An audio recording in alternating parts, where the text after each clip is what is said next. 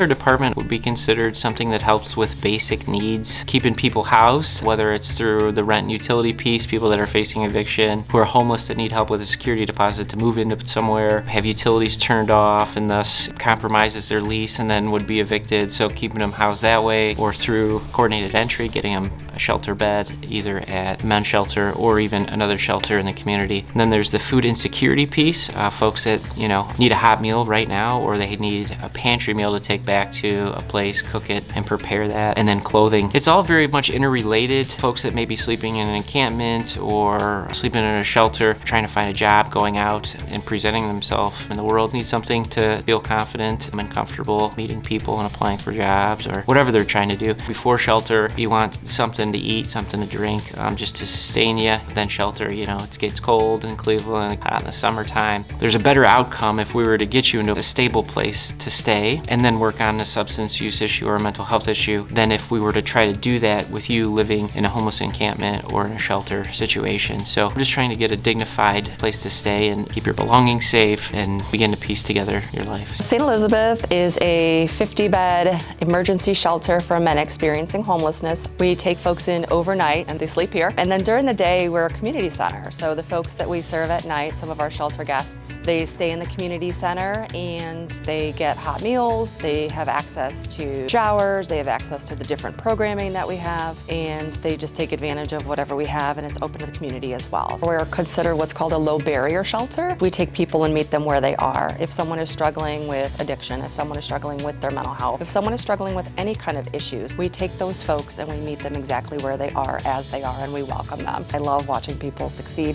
even if it's the little successes. It's not always going to be somebody getting housed. It's going to be somebody getting medical benefits. It's going to be somebody getting food benefits. It's going to be somebody learning how to budget for the first time as an adult, or working through a lot of the things that they never even considered before. Making their bed is a big deal for some folks. Doing their own laundry, that's huge. Oftentimes, the things that we may take for granted are monumental tasks for our folks to take on and be able to accomplish. We could all be in the same place that they are. We're one decision away from losing everything, or one event from ending up needing a place to stay or food. They are us, we are them. There's no difference between the folks we serve and us. We are here. We are here to support the folks that need it the most. We're so fortunate to have such strong support from our community, from the volunteers that come and cook and serve meals, from our donors who are awesome at making sure that the needs of the folks are met with financial assistance, that we can pour into programs, we can pour it into other resources that will help people